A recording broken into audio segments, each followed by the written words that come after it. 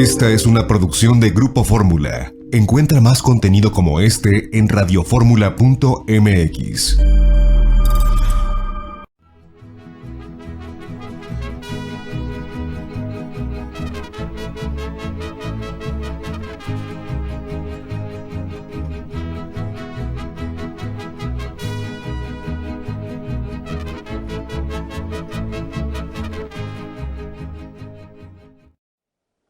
Amigas y amigos, muy buenas tardes tengan todos ustedes. Los saluda con el afecto de siempre José Manuel Villalpando, aquí en una emisión más de su programa, La Historia que Quiero Vivir, que estamos transmitiendo como todos los sábados por la tarde, que es el momento de hablar de historia, a las 4 en punto, a través de los micrófonos y frecuencias de Radio Fórmula.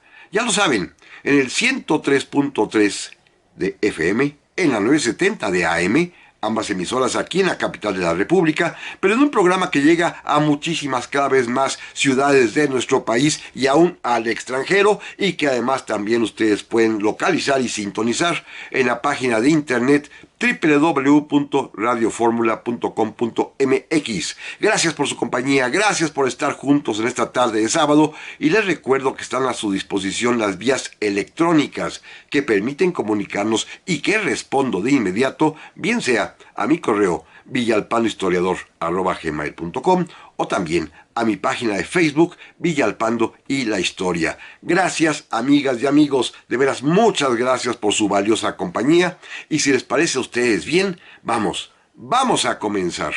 Porque, y ustedes seguramente se percataron de ello, no creo que haya pasado desapercibido, entre las muchas noticias, abundantes noticias que tuvimos en el inicio de este año 2023, apareció también una en la cual se nos informó a los mexicanos que este año se celebra el bicentenario, los 200 años de existencia del heroico Colegio Militar.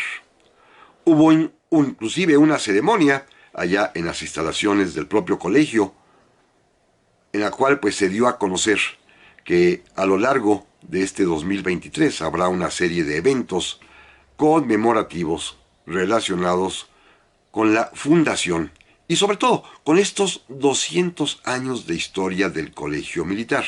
Tema al cual, porque me gusta mucho, porque me apasiona, porque en realidad sí le he dedicado pues algo de tiempo a lo largo de mi vida, vamos a platicar, si a ustedes les parece bien, en y quizás en algunos programas más, acerca de la historia de esta institución que todos conocemos, que es el heroico Colegio Militar.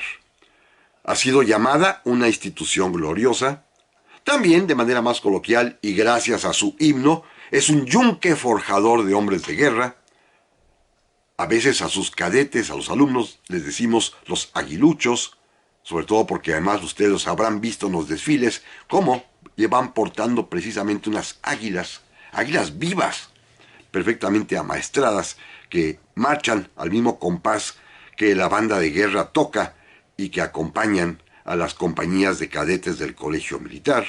Y que en esos desfiles, pues además, todos nosotros, la población mexicana, nos volcamos en aplausos y en ovaciones cuando pasan gallardos estos muchachos, y hoy también muchachas ya desde hace algunos años, que están en el heroico Colegio Militar.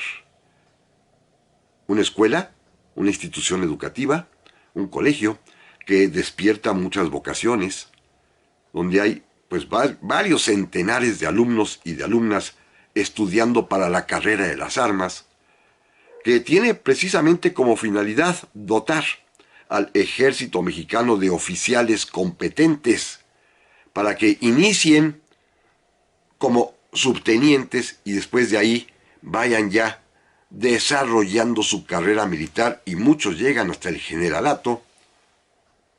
Una institución que tiene como pauta principal, que todos sabemos, el concepto de la disciplina, del honor, de la lealtad, del estudio, y que pues nos llena de orgullo a los mexicanos, sobre todo porque conocemos particularmente una que otra de sus gestas gloriosas, como la acontecida en el año de 1847 en Chapultepec, cuando la invasión norteamericana, o bien como la ocurrida en el año de 1913, cuando acompañaron los cadetes del Colegio Militar al presidente Francisco Ignacio Madero antes de la escena trágica. Sabemos, pues, todos el nombre de esta institución, todos conocemos algo de su historia, pero yo los invito a que, pues, en estos programas podamos profundizar un poco más en este desarrollo histórico del Colegio Militar. Miren, para comenzar hay que decir que el Colegio Militar, al igual que el Ejército Mexicano, no tiene una historia continua.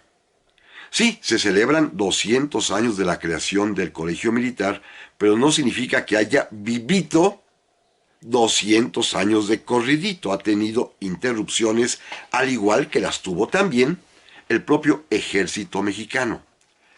Hay tres etapas muy claras en la historia, tanto del Ejército como del Colegio Militar. Primera, la que corre a partir del año de su fundación, con algunos antecedentes que ahorita platicaremos, pero formalmente se da por iniciada su vida en octubre de 1823, es decir, este año cumpliría 200 años de que formalmente se constituyó el Colegio Militar, y que abarca el periodo comprendido entre este año de 1823 y hasta el año de 1860, cuando el presidente Benito Juárez disolvió al Ejército Permanente, incluyendo en esta disolución al propio Colegio Militar. Desapareció el Ejército y desapareció el Colegio Militar. Segunda etapa va a correr a partir del año de 1869, cuando, de nueva cuenta, el presidente Benito Juárez lo refunda, lo vuelve a fundar, claro, con el mismo nombre de Colegio Militar. Pero allá hay 9 años de interrupción. Esta segunda etapa del Colegio Militar, que también es la misma etapa del Ejército Mexicano, ahora Ejército Federal, va a perdurar hasta el año de 1914, cuando nuevamente, y aquí en virtud de la Revolución Mexicana, y por medio de los tratados de Teoloyucan, de los cuales ya hemos platicado alguna vez, se disuelve el Ejército Federal, derrotado por el Ejército Revolucionario, y junto con el Ejército Federal también desaparece el Colegio Militar, que nuevamente va a ser restablecido, refundado en el año de 1920 por el presidente Venustiano Carranza, y que en esta tercera etapa, que se inicia precisamente, repito, en ese 1920, perdura hasta nuestros días, ya sin haber sufrido cambio, ni destitución, ni desaparición, ni nada. Son pues 3 etapas muy claras, muy bien marcadas de la historia del Colegio Militar, que las repito rápidamente. La primera de 1823 a 1860, cuando después de la Guerra de Reforma el presidente Juárez lo disuelve. Una segunda al triunfo de la República sobre el Imperio, que se inicia en 1869 y terminará con la Revolución, con la derrota federal en la Revolución en 1914. Y una tercera, fundación o refundación, a partir de 1920 y que perdura hasta nuestros días en 2023. Son, digamos, los tres tramos de la historia del Colegio Militar. Así que, pues vamos a comenzar, si a ustedes les parece bien, con ese primer bloque de años, cuando se funda, como dice la propia propaganda oficial de este año, cuando se funda el Colegio Militar hace casi ya 200 años. Miren, la idea fundamental de la creación del Colegio Militar es que hubiese una institución que pudiese dotar al Ejército Mexicano de oficiales capaces, de oficiales competentes, honestos, leales, para cubrir las diversas vacantes en los cuerpos del ejército, ya fueran de infantería, de caballería, de artillería o fundamentalmente de ingenieros militares. Sí, con el colegio militar se establece o se inicia ya formalmente la educación militar, pero no significa eso que antes no existiera. Si nos vamos a los remotos antecedentes, y alguna vez ya lo platicamos, recordaremos que en la época prehispánica, particularmente en la nación mexica, nuestros antepasados aztecas, por llamarlos de alguna manera, también habían creado una institución, el Calmecac, en donde los jóvenes nobles, según su vocación, podían optar por varias profesiones, por varias carreras. Había quienes querían ser sacerdotes y maestros, había quienes querían ser jueces o consejeros, había quienes querían ser comerciantes y agentes diplomáticos, pero había también muchos que querían ser oficiales del ejército mexica, del ejército azteca. Bueno, en el Calmecac se preparaba a los muchachos que querían pertenecer al ejército para, a partir de ahí, llegar a las filas como oficiales, con una característica: todos los oficiales del ejército azteca, todos, eran nobles, de origen noble. No había plebeyos entre la oficialidad. La nobleza fue un símbolo distintivo de los oficiales del ejército azteca y todos ellos estudiaron en el Calmecac. Pero de esto, amigas y amigos, vamos a platicar en un momento más.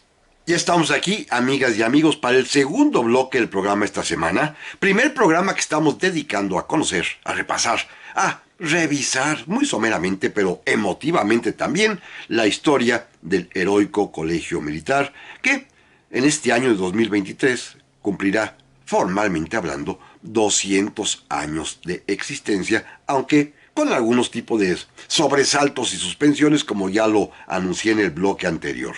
Pero bien, estamos repasando rápidamente que en la época prehispánica, entre la cultura mexica, había ya una escuela para formación de oficiales del ejército, el Calmecac. Ya lo comentaba yo en el bloque anterior, y esta escuela pues le daba un prestigio especial a estos muchachos que estudiaban allí, porque ser militar en época azteca era algo de mucha dignidad, de mucho mérito, sobre todo en el concepto que ellos tenían de que los héroes militares eran aquellos que se destacaban en combate por capturar y traer vivos a los prisioneros.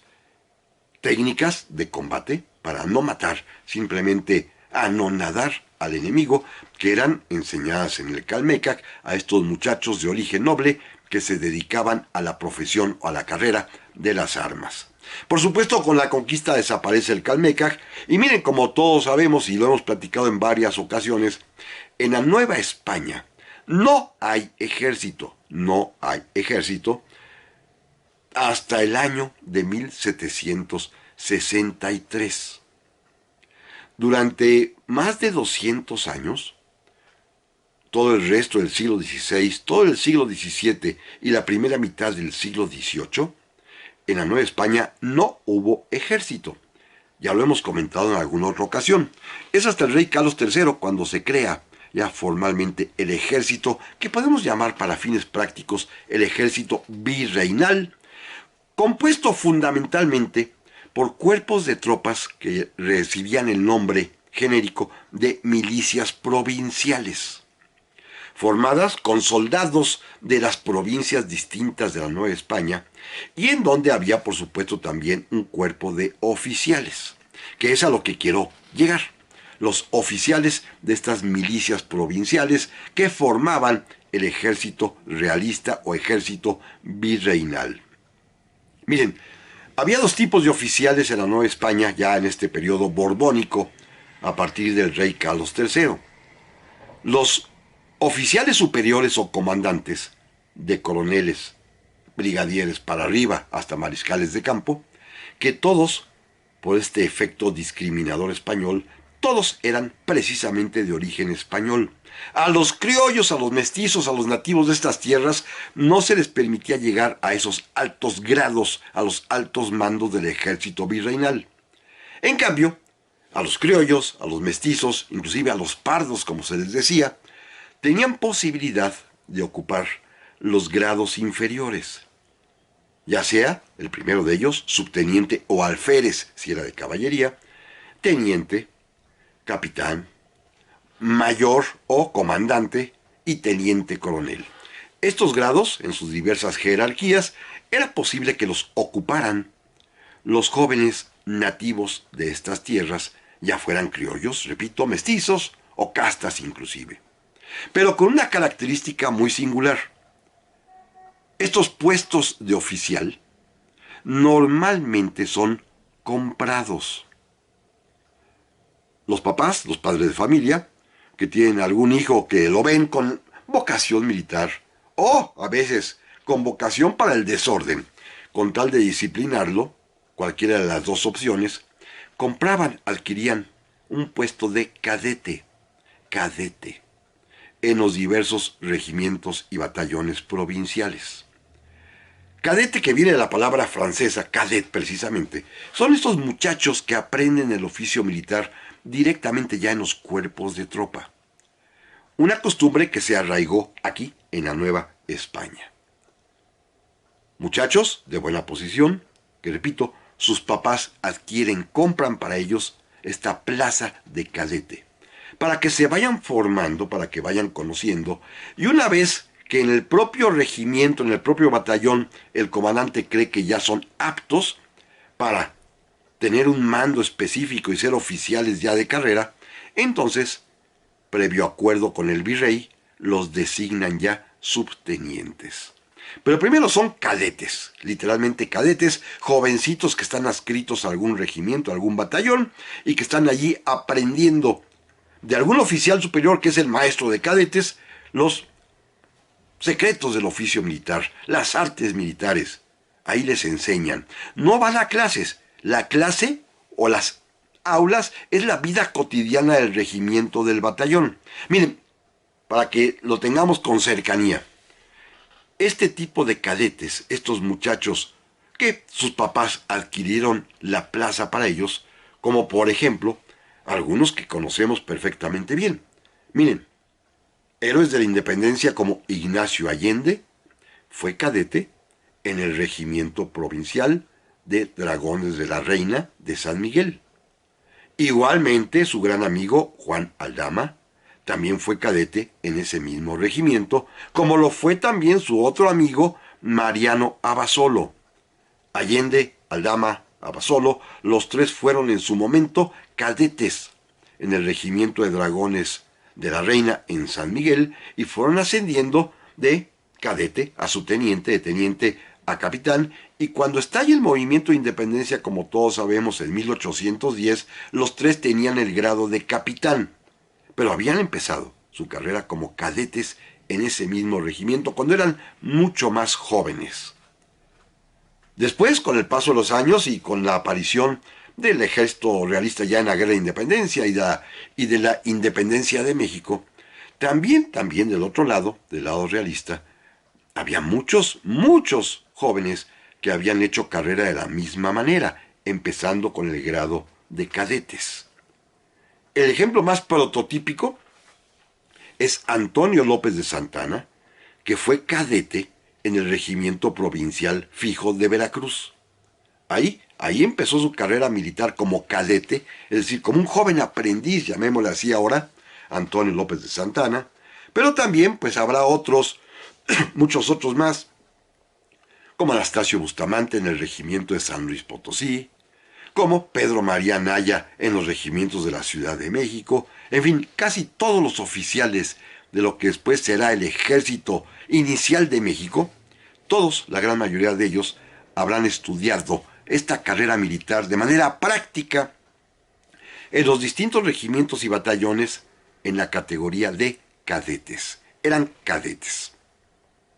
Cuando se consuma la independencia de México en 1821, y que Agustín Iturbide ocupa finalmente el título de emperador, se reorganiza el ejército mexicano, ya lo habíamos platicado en su oportunidad, se refunden, más bien dicho, los cuerpos realistas, los cuerpos insurgentes, ahora todos con el ejército trigarante y con el ejército imperial mexicano, y a un militar español que se quedó a vivir en México, el coronel García Conde, se le ocurrió la idea de que en lugar de que cada batallón, de que cada regimiento tuviera cadetes, mejor reunir a todos estos muchachos que estudiaban para ser oficiales de manera práctica en los diversos batallones, reunirlos a todos en una institución, en un colegio, que él llamó Academia de Cadetes, que este es el antecedente directo de nuestro colegio militar,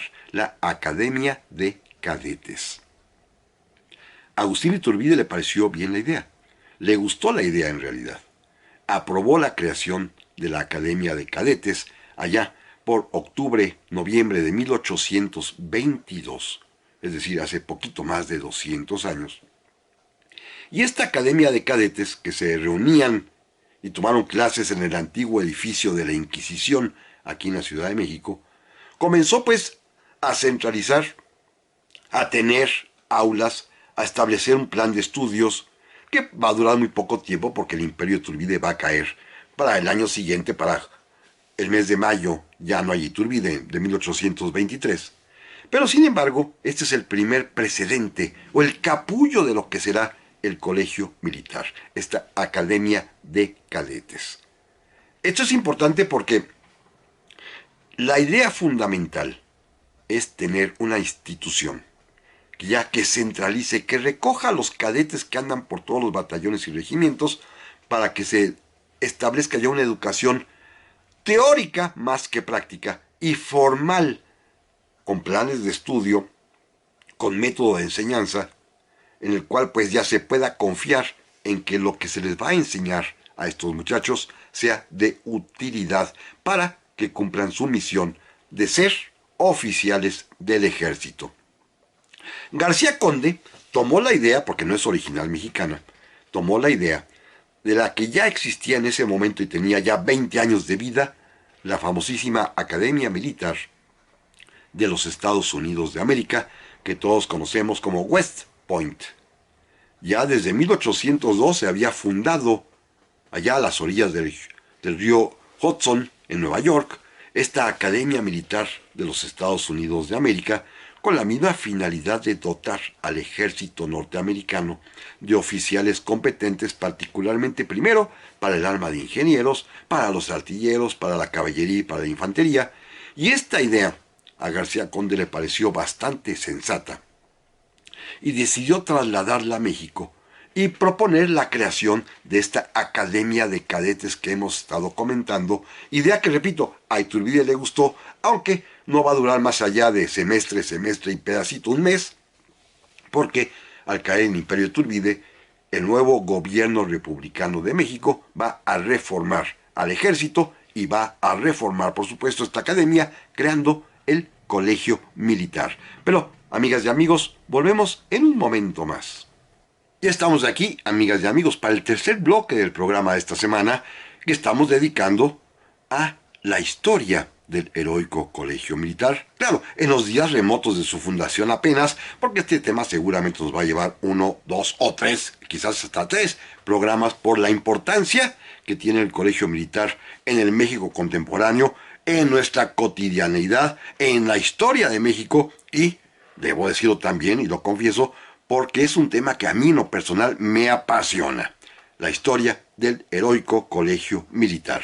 Decíamos finalmente pues que existía ya la Academia de Cadetes, que el coronel García Conde, inspirado en la Academia Militar de West Point de los Estados Unidos, decide plantear aquí en México con la aceptación de Iturbide, que empezará a reunir a todos los muchachos que eran cadetes en los diversos cuerpos provinciales y que finalmente se concentran en la Ciudad de México para recibir una educación teórico-militar y comenzará a dar resultados, nada más que con la caída de Iturbide, con el derrocamiento del emperador Iturbide, se reconstituye, se reorganiza el ejército, desaparece la Academia de Cadetes y, eso sí, inmediatamente el 11 de octubre de 1823 ya se crea formalmente el colegio militar con este nombre, Colegio Militar. Claro, su primera promoción, los primeros alumnos que llegan al colegio militar, son los mismos que venían de la academia de cadetes. Los profesores también serán los mismos que pasen al colegio militar. Fue en realidad nada más un cambio de nombre, aunque oficialmente, porque lo anterior olía a Iturbide, para decirlo con toda claridad, oficialmente el colegio militar se crea el 11 de octubre de 1823, pero en los hechos, en la historia, se crea desde un año antes con la Academia de Cadetes y lo estableció Agustín Iturbide, aunque hoy ni lo menciono en el tema porque pues no vale la pena. Pero bueno, aceptemos que el colegio militar con ese nombre comienza ya con la vida republicana y pues este año cumplirá 200 de existencia, su bicentenario. Miren, rápidamente una revisión topográfica. El colegio militar, en esa primera etapa que ya hemos mencionado, la que corre de 1823 hasta 1860, tuvo varias ubicaciones, como que no encontraban el edificio adecuado. Comienza, como decíamos, con la Academia de Cadetes en la Inquisición. Luego, cuando se crea el colegio militar, fíjense, lo establecen en el castillo de Perote, en la fortaleza de San Carlos, allá en Perote, Veracruz. Si ustedes han ido por allá, es un lugar pues muy interesante, inhóspito, debo decirlo así, no la población de Perote, sino las afueras donde está el castillo, esta fortificación del siglo XVIII que allí fue erigida, y ahí decidieron que se estableciera el colegio militar, lo cual resultó ser terrible por el clima, por las condiciones lejos de cualquier tipo de vida social urbana, así que mejor se arrepintieron y de Perote lo volvieron a traer a la Ciudad de México. Lo instalaron una temporada de nueva cuenta en el edificio de la Inquisición. Después lo cambiarían al convento de Betlemitas, que está el día de hoy en la calle de Tacuba. Inclusive hoy es un museo militar. Cuando puedan por ahí andar en el centro, en Tacuba y la propia calle de Betlemitas, ahí van a encontrar un bonito, interesante, atractivo museo militar y que ahí fue mismo sede del propio colegio militar. Otra temporada lo tuvieron, por ejemplo, en el antiguo pues cuartel o hospital más bien colonial llamado de la Casa de las Arrecogidas, que era un lugar donde se reunían señoras decentes a vivir. Ahí se estableció el colegio militar y hasta finalmente en la década del 1840, 40 y tantos, se decidió que el mejor sitio para que el colegio militar pudiera establecerse era precisamente el castillo de Chapultepec. Este lugar que sí es históricamente reconocido por todos nosotros como, digámoslo así, la sede majestuosa, el nido de los aguiluchos, el castillo de Chapultepec, en donde pues van al parejo la historia del colegio militar, la leyenda y además también pues esta gesta heroica, porque de allí, del colegio militar, pues todos sabemos, sucedió en la cuestión de los niños héroes y el 47, o de ahí mismo también partió la marcha de la lealtad acompañando al presidente Madero. Es decir, el castillo de Chapultepec se convirtió en el escenario del colegio militar, tanto en su vida cotidiana como en sus hechos heroicos. Se funda, pues, primero, originalmente en el castillo de Perote, finalmente lo traerán más adelante al castillo de Chapultepec, pero lo que es interesante es que en el decreto de fundación se dicen cosas que vale la pena recordar. Miren, primero, el colegio militar, así como sucedía con West Point, que tenía su propio edificio fuera de Nueva York, el colegio militar aquí en México, dice el general Manuel Gómez Pedraza, que es el que finalmente lo restablece, debe ser una mansión de jóvenes en quienes la patria funda sus esperanzas. Yo creo que esta frase debe permanecer hasta nuestros días y espero que esté en algún muro de honor del propio colegio militar. Repito, el colegio militar es una mansión de jóvenes en quienes la patria funda sus esperanzas. Y dice el mismo general Gómez Pedraza que en esta clase de establecimientos, el colegio militar, no cabe la medianía y es preciso aspirar a la perfección. Su misión es formar hombres libres y capaces, oficiales del ejército, y capaces también de desempeñar los altos destinos de la patria. Estaban pensando ya en que no solamente el colegio militar tendría como vocación natural el dotar al ejército mexicano de oficiales competentes, sino que también, con el paso del tiempo, esos jóvenes que estudiaban allí, que se harían a filas en el ejército, serían seguramente tan destacados que llegaría el momento en que ocuparan los altos destinos de la patria. Debo aquí aclarar que por lo menos en el siglo XIX, sí, dos egresados del colegio militar llegaron a la presidencia de la República, ambos del Partido Conservador. Uno, Rómulo Díaz de la Vega, que fue presidente de la República, unos días pero lo fue, después de Antonio López de Santana, ya por 1855, y el otro, por supuesto, que todos conocemos, Miguel Miramón.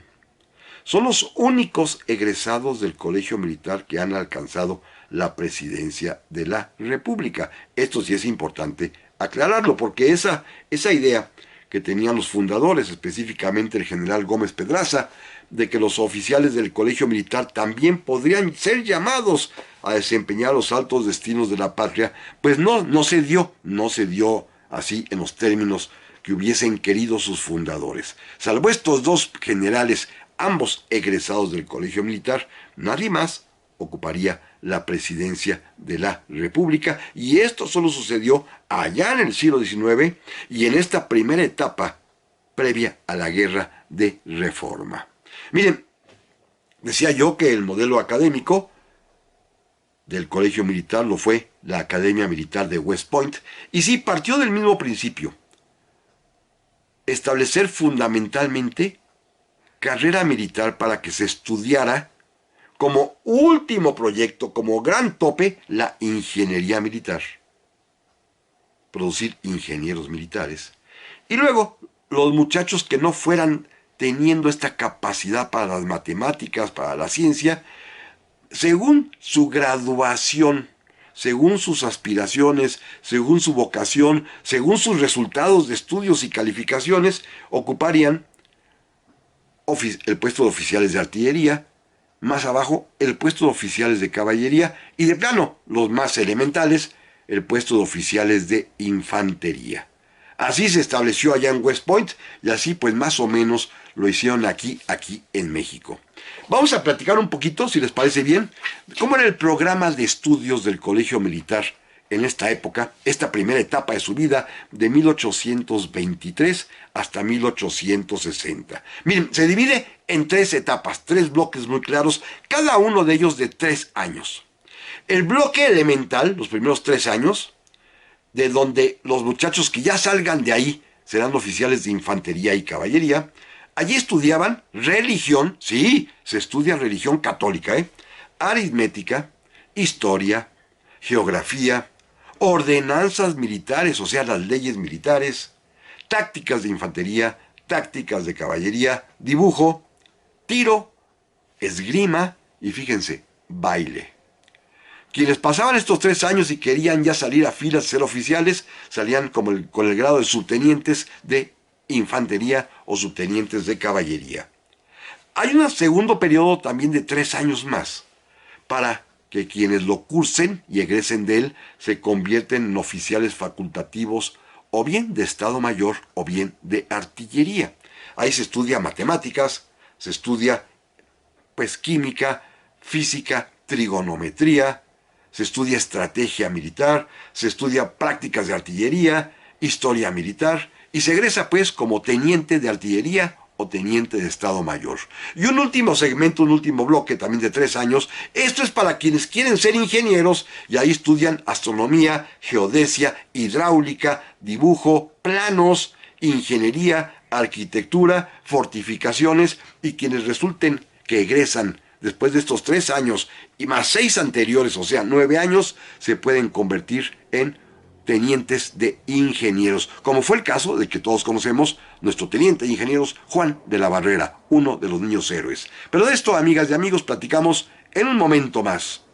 Y estamos aquí, amigas y amigos, para el cuarto y último bloque del programa de esta semana, el primero que dedicamos a la historia del heroico colegio militar, tema que, repito, a mí me apasiona mucho, me gusta mucho, y que es además un asunto que todos sabemos del colegio militar, que es conocidísimo, que está presente en nuestras vidas y que, pues, nuestros oficiales actualmente, todos del ejército mexicano, egresaron de allí, de esta institución heroica, institución gloriosa como ha sido llamada, y que, repito, es fundamental para la historia de México, no solamente por los hechos gloriosos de sus hijos, sino porque está presente en la actividad cotidiana de las Fuerzas Armadas mexicanas desde hace 200 años. Así que bueno, seguimos platicando, estamos hablando únicamente del primer periodo, que no creo que terminado en esta ocasión, que corre del año de 1823 a 1860,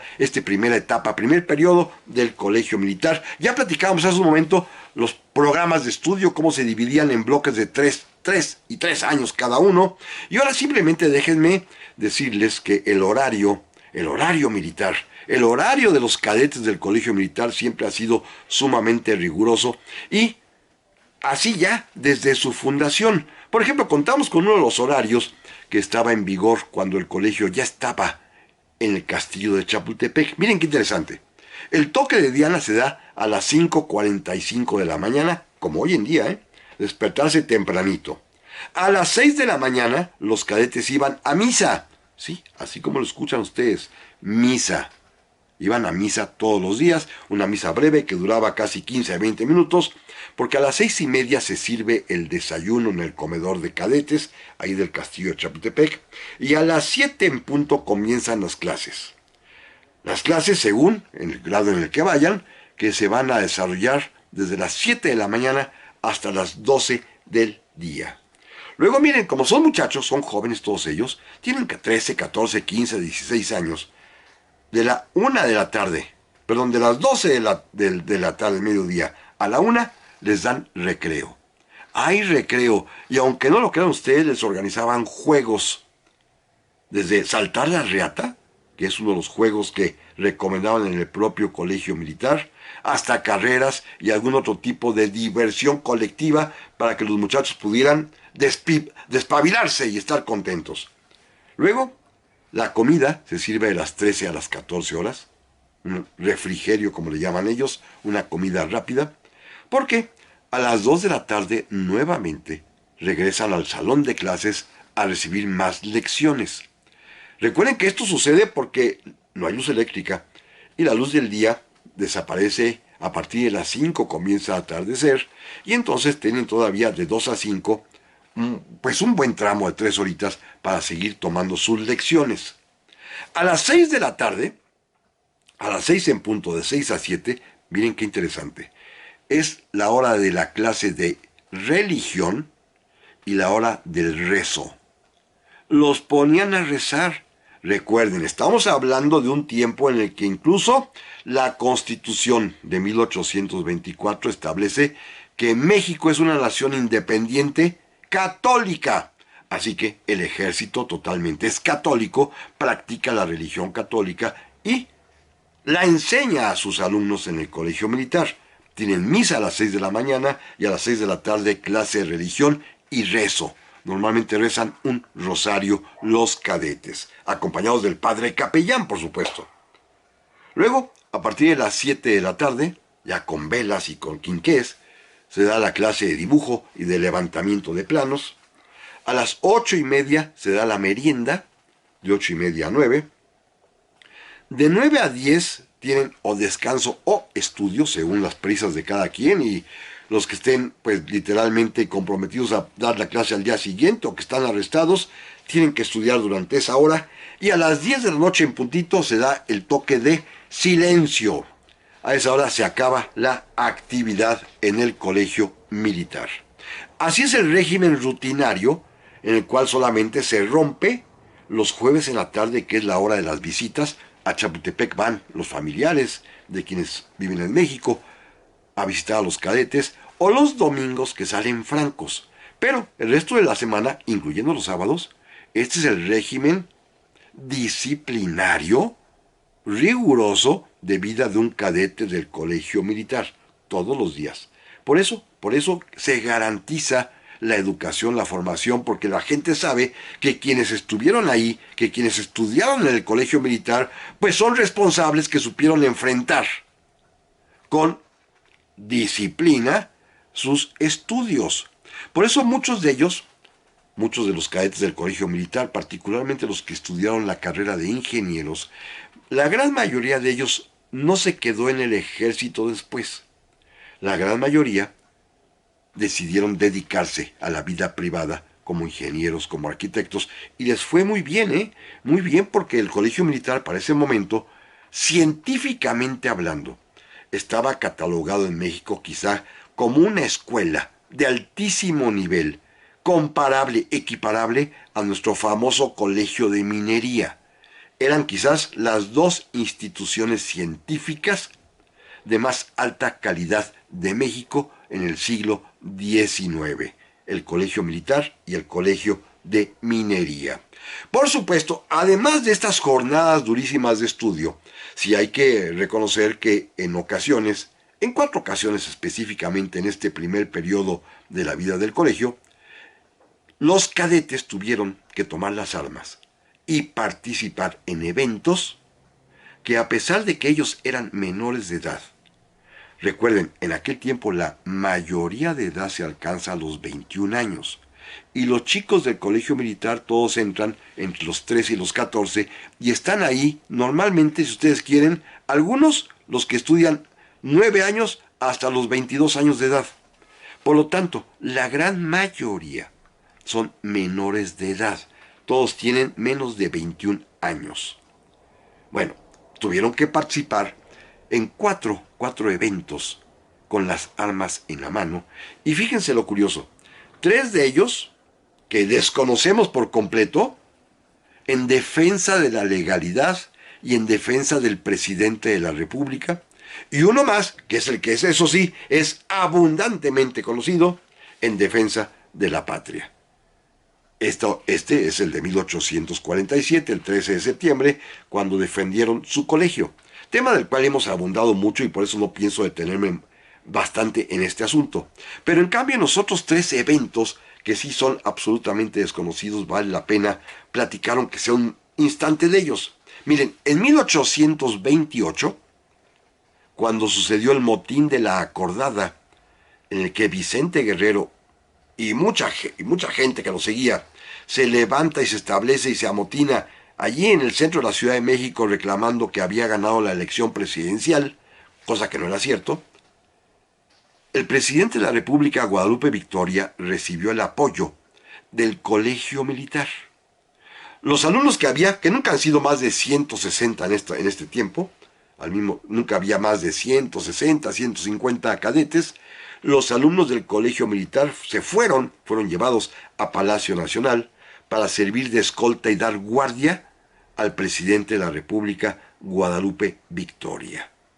Fue la primera vez que los alumnos salieron a la calle con las armas en la mano a cumplir un servicio de honor, el de darle protección y seguridad al primer mandatario, en este caso a Guadalupe Victoria, conducta que van a repetir varias veces, ¿eh? Miren, la segunda ocasión que hacen exactamente lo mismo es en el año de 1840, cuando también hay un motín en la Ciudad de México y el colegio militar fue enviado nuevamente a Palacio Nacional a proteger al presidente de la República, Anastasio Bustamante. Van 2 ocasiones en las cuales el colegio militar participa, inclusive en esta última de 1840, va a morir un alumno, un cadete va a morir, precisamente en estos combates que hay alrededor del Zócalo de la Ciudad de México. Un alumno de apellido Rico va a fallecer en acción.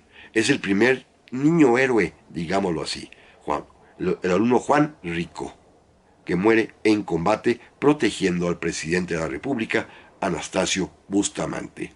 Pero fíjense, van 2 ocasiones ya en que el colegio militar protege al presidente.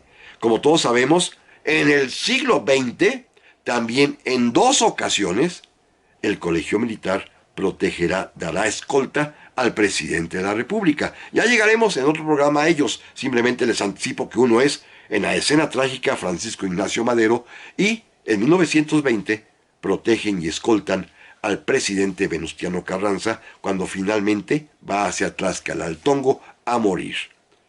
El colegio militar ha servido siempre de escolta de honor, incluso han dado la vida a algunos muchachos por defender al presidente de la República, por defender a las instituciones. Y me regreso simplemente, en el año de 1858, nuevamente también fue empleado el colegio militar, esta vez no para defender al presidente de la República, pero sí para defender la Ciudad de México. El gobierno conservador de la ciudad dispuso que el colegio militar se acomodara en la antigua garita de la Tlaxpana, cerca de San Cosme, para tratar desde allí de repeler el ataque liberal del general Leandro Valle, un egresado del colegio militar que intentaba tomar la Ciudad de México. El colegio militar defendió la Ciudad de México y repelió, detuvo a los liberales que intentaban atacarla. Es decir, el colegio militar, más allá del 47, en otras ocasiones, repito, tomó las armas. Y en unas de ellas, 4 de ellas específicamente, las tomó para proteger, para escoltar, para defender al presidente de la República. Pero eso es todo por hoy, amigas y amigos. Primero Dios, aquí continuamos con este tema la próxima semana.